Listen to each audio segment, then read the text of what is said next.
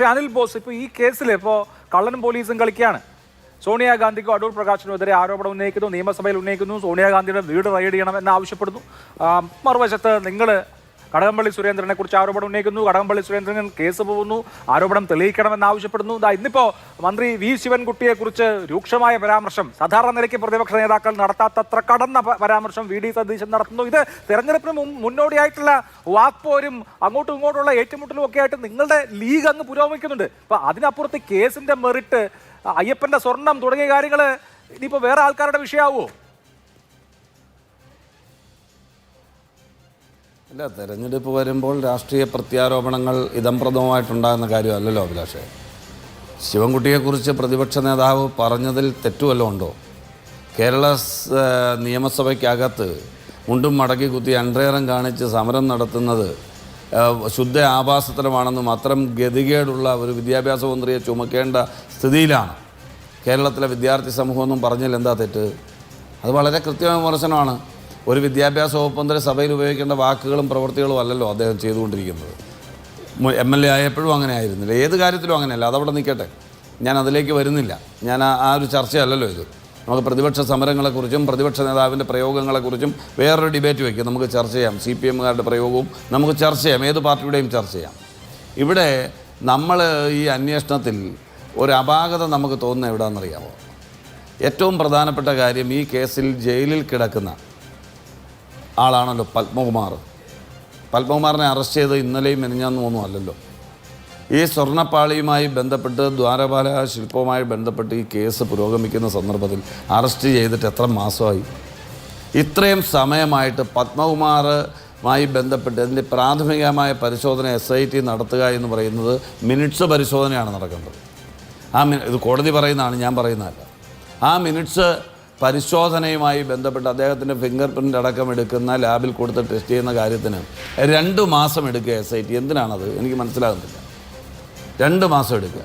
ഇത്രയും പ്രമാദമായ ഒരു വിഷയത്തിൽ പ്രഥമ ദൃഷ്ട്യാ രേഖകളുള്ളൊരു കാര്യത്തിൽ അതിൻ്റെ പരിശോധന നടത്താൻ ആ ബോർഡിനെ സംബന്ധിച്ച്, ബോർഡ് പ്രസിഡന്റിനെ സംബന്ധിച്ച് അദ്ദേഹത്തിൻ്റെ കയ്യക്ഷരം ഉൾപ്പെടെയുള്ള കാര്യങ്ങൾ പരിശോധിക്കുന്നതിന്, സിഗ്നേച്ചർ വെരിഫിക്കേഷൻ നടത്തുന്നതിന്, അത്തരം കാര്യങ്ങൾക്ക് വേണ്ടി ലബോറട്ടറിയിൽ കൊടുത്ത് അതിൻ്റെ അകത്ത് റിപ്പോർട്ട് വാങ്ങുന്നതിന് ഈ 2 മാസം എടുക്കേണ്ട കാര്യമുണ്ടോ?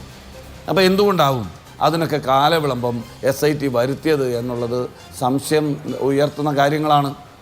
ഇതുമായി ബന്ധപ്പെട്ട ഏറ്റവും പ്രധാനപ്പെട്ട വിഷയം അതാണെന്നേ. അപ്പോൾ ഈ കേസിൽ പ്രതികളായി ഇപ്പോൾ അകത്ത് കിടക്കുന്നു. ഇപ്പോൾ CPMൻ്റെ ഭാഷയിൽ പറഞ്ഞാൽ അവർ പ്രതികളല്ല, പ്രതികളാകുമോ എന്നുള്ള അന്വേഷണത്തിലാണ് CPM. പ്രഥമ ദൃഷ്ട്യാ കുറ്റക്കാരനെന്ന് കണ്ടിട്ടാണ് ഇപ്പോൾ ജാമ്യം നിഷേധിച്ച് അകത്ത് കിടക്കുന്നത്. പക്ഷേ ജാമ്യം കിട്ടാതെ അകത്ത് കിടക്കട്ടെ, കസ്റ്റഡിയിൽ കിടക്കട്ടെ, അതവിടെ നിൽക്കട്ടെ. ഞാൻ പറഞ്ഞു, ഇതിൻ്റെ ഒരാളെ കസ്റ്റഡിയിലെടുക്കുമ്പോൾ പ്രഥമ ദൃഷ്ട്യാ അതുമായി ബന്ധപ്പെട്ട അനുബന്ധ രേഖകളിൽ പാലിക്കേണ്ട ചട്ടവട്ട ക്രമങ്ങളുണ്ടല്ലോ, അത് SIT സമയബന്ധിതമായി പാലിച്ചിട്ടുണ്ടോ? ഇപ്പം പത്മകുമാർ തെറ്റുകാരനല്ലെങ്കിൽ, ഞാൻ പറയുകയാണ്, ഞാൻ ഓപ്പോസിറ്റ് പാർട്ടിയുടെ ആളാണല്ലോ, പത്മകുമാർ തെറ്റുകാരനല്ലെങ്കിൽ, അത് തെളിയിക്കാൻ പ്രൂവബിളായിട്ടുള്ള ഡോക്യുമെൻ്റ് ഇല്ലെങ്കിൽ, അദ്ദേഹം ഒരു മുൻ MLA ആയിട്ടുള്ള വ്യക്തിയല്ലേ, അദ്ദേഹം ഒരു രാഷ്ട്രീയ പാർട്ടിയിൽ വളർന്ന് വിവിധ തലങ്ങളിൽ വന്നൊരാളല്ലേ, യുവജന രാഷ്ട്രീയത്തിൽ നിന്നൊരാളല്ലേ, എൻ്റെ പാർട്ടിക്കാരനൊന്നുമല്ല, ഞാൻ ചോദിക്കുകയാണ്. അപ്പോൾ അങ്ങനെ ഒരാളെ കസ്റ്റഡിയിൽ എടുക്കുമ്പോൾ അതിന് തക്കതായ റീസൺ ഇല്ലാതെ എടുക്കുമോ? ശരി, എടുത്തു കഴിഞ്ഞാൽ ആ എടുക്കുന്ന ഏജൻസിക്ക് ആ കസ്റ്റഡിയിലേക്ക് വിടുന്ന കോടതിക്ക് മുമ്പാകെ അതിനായിട്ടുള്ള രേഖകൾ സമർപ്പിക്കണ്ടേ? എന്തുകൊണ്ട് ഇതിന് കാലവിളംബം ഉണ്ടാക്കുന്നു എന്ന് ചോദിച്ചാൽ അതിൽ ഇടപെടലുകൾ ഉണ്ടെന്ന് ഞങ്ങൾ പറയും.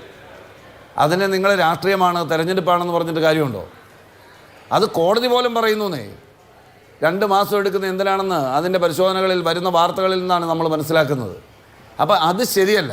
അവിടെ ഒരു വീഴ്ച അന്വേഷണ ഏജൻസിക്ക് വന്നിട്ടുണ്ട്. അത് ദേവസ്വം ബെഞ്ച് അംഗീകരിച്ചോ അംഗീകരിച്ചില്ലയോ, കോടതിയിൽ ജഡ്ജസ് എന്ത് തീരുമാനിക്കണം എന്നൊന്നും ഈ ചർച്ചയിൽ നിന്ന് പറയാൻ ഞാൻ ആളല്ല.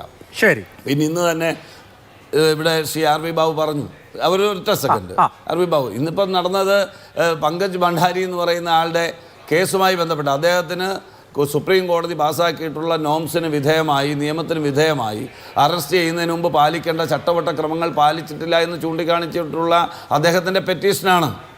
ആ പെറ്റീഷനുമായി ബന്ധപ്പെട്ട് നടത്തുന്ന പരാമർശങ്ങൾ എവിടെ വരെയാകാം, എവിടെയൊക്കെ പോകണം, അത് നിയന്ത്രണ വിധേയമാണോ നിയമവിധേയമാണോ, ഒരു ബെഞ്ചിൻ്റെ ഒരു ബെഞ്ചിൻ്റെ ഡയറക്ഷനിൽ SIT അന്വേഷണം നടക്കുന്ന സന്ദർഭത്തിൽ മറ്റൊരു സിംഗിൾ ബെഞ്ചിൽ ഇരിക്കുന്ന ജഡ്ജിക്ക് എന്തൊക്കെ പറയാം, ഏതൊക്കെ കാര്യത്തിൽ അഭിപ്രായം പറയാം, എവിടം വരെ ആകാം, അതൊക്കെ ചർച്ച ചെയ്യപ്പെടും. സമൂഹം ചർച്ച ചെയ്യപ്പെടും. നമ്മൾ കോടതിയെ വിമർശിക്കുന്നൊന്നും ആരും പറഞ്ഞിട്ട് കാര്യമില്ല, അതൊക്കെ ചർച്ച ചെയ്യപ്പെടും. എന്തായാലും ഒന്ന് പറയാം, ഈ പ്രതികളായി കസ്റ്റഡിയിൽ കിടക്കുന്ന ആളുകൾക്ക് അവർ പ്രതികളാണെന്ന് തെളിയിക്കുന്നതിന് ആവശ്യമായ അന്വേഷണവും പരിശോധനയും ലാബറട്ടറി റിപ്പോർട്ടും അടക്കം വേണ്ട കാര്യങ്ങളിൽ SIT മെല്ലെപ്പോക്ക സമീപനം സ്വീകരിച്ചിട്ടുണ്ട്. അത് ആരെ രക്ഷിക്കാനാണ് എന്ന് ചോദിച്ചാൽ ഭരിക്കുന്ന സർക്കാരിനെയും അതിൻ്റെ പാർട്ടിയുടെ പ്രതികളുമാണല്ലോ അകത്ത് കിടക്കുന്നത്, അവരെ രക്ഷിക്കാനാണ് എന്ന് പറയേണ്ടി വരും. ഇനി നിങ്ങൾ കോൺഗ്രസ്സുകാർ ആരെങ്കിലും ഉണ്ടെങ്കിൽ അവരെ അറസ്റ്റ് ചെയ്ത് ജയിലിട്, അപ്പം നമുക്ക് വന്നിട്ട് തിരിച്ചു പറയാം, ഞങ്ങളും കൂടെ സംസാരിക്കാം. ശരി, അപ്പോൾ സംസാരിക്കാം. അല്ല നമ്മൾ ഊഹോപോഹങ്ങളുടെ അടിസ്ഥാനത്തിൽ. ഞാൻ ചോദിക്കട്ടെ, ഒറ്റ ചോദ്യം കൂടി അഭിലാഷേ. നിങ്ങൾ പറഞ്ഞു കടകംപള്ളിക്കെതിരെ ഞങ്ങൾ ആരോപണം ഉന്നയിക്കുന്നു. ഞങ്ങൾ കടകംപള്ളിക്കെതിരെ കടകംപള്ളിയെ ചോദ്യം ചെയ്തവരെ നിങ്ങൾ എത്ര ദിവസം കഴിഞ്ഞ് അറിഞ്ഞത്? നമ്മൾ എത്ര ദിവസം കഴിഞ്ഞ് അറിഞ്ഞത്? ഇതുവരെ ചോദ്യം ചെയ്യാത്ത അടൂർ പ്രകാശിനെ വേട്ടയാടിക്കൊണ്ടിരിക്കുകയല്ലേ നിങ്ങൾ, അല്ലേ? ഇതുവരെ ചോദ്യം ചെയ്യാത്ത, ഒരു നോട്ടീസ് ഇല്ലാത്ത, ഒരു അന്വേഷണത്തിൻ്റെ ഭാഗമായി ഒരു വിളി പോലും ചെന്നിട്ടില്ലാത്ത ഒരാളെ നിങ്ങൾ ആരോപണത്തിന്റെ മുൾമുനയിൽ നിർത്താൻ ശ്രമിക്കുകയല്ലേ ചെയ്തുകൊണ്ടിരിക്കുന്നത്? ഞങ്ങൾ ആരെയും ആരോപണത്തിന്റെ മുൾമുനയിൽ വിളിച്ചു വരുത്തി ചോദ്യം ചെയ്ത് മൊഴിയെടുത്ത് ഉണ്ണികൃഷ്ണൻ പോറ്റിയുമായിട്ടുള്ള അടുത്ത ബന്ധം അദ്ദേഹം ആദ്യം നിഷേധിച്ചത് നിരന്തരമായി മാധ്യമങ്ങളിലൂടെ വരികയാണ്. അങ്ങനെ ഒരു പ്രശ്നമുണ്ട്, അത്രേ ഉള്ളൂ. അഭിലാഷേ, വളരെ കൃത്യമാണ്. ഇതൊക്കെ ഓപ്പണായി പറയുന്നതിന് നമുക്ക് മടിയൊന്നുമുള്ള കാര്യമല്ല. അത് വേറൊരു സബ്ജക്റ്റായി നിങ്ങൾ എടുക്കുക. പോറ്റി എങ്ങനെ എത്തി, ഡൽഹിയിലെത്തി, നിങ്ങൾ എടുക്കുക. ഞാൻ വന്നിരുന്ന് പറഞ്ഞുതരാം. പറഞ്ഞുതരാം. അതിനൊന്നും നമുക്ക് മടിയില്ല. അതിനൊന്നും മടിയില്ല. ഒരു സെക്കൻഡ്, മറയ്ക്കാനും ഒളിക്കാനും ഒന്നുമില്ല. ഇവിടെ ഞാൻ പറഞ്ഞ അതല്ല. ഞാൻ പറഞ്ഞത് കടകംപള്ളി സുരേന്ദ്രനെ ചോദ്യം ചെയ്യുന്ന വിവരം ദിവസങ്ങൾക്ക് ശേഷം മാലോകർ അറിയുന്നു. ഒരു മാധ്യമങ്ങളും അറിയുന്നില്ല. അത് ലീക്കാകുന്നില്ല. ചോദ്യം ചെയ്യാൻ പോലും ഇടയാക്കുന്ന ഒരു നടപടിക്രമങ്ങളും ഇല്ലാത്ത നേതാക്കളെ വ്യക്തിഹത്യ ചെയ്യുന്നു. സോണിയാഗാന്ധി അടക്കമുള്ള ആളുകളെ, MA ബേബി പോലും സോണിയാഗാന്ധിയെ വിമർശിക്കുന്നത് തെറ്റാണെന്ന് പറയുമ്പോൾ നിയമസഭയ്ക്കകത്ത് ഒരു സംസ്ഥാനത്തെ മന്ത്രി തോന്നിയവാസം പറഞ്ഞാൽ അയാളെ ആക്ഷേപിച്ചെന്നിരിക്കും. ആക്ഷേപിക്കുക മാത്രമല്ല, ഞാൻ കുറെ കൂടി കടത്തി പറയാ, ഈ നിലയിൽ മുന്നോട്ട് പോയാൽ വലിയ റിയാക്ഷൻ ഉണ്ടാവും. അതാണ് കോൺഗ്രസിന് അക്കാര്യത്തിൽ പറയാനുള്ളത്.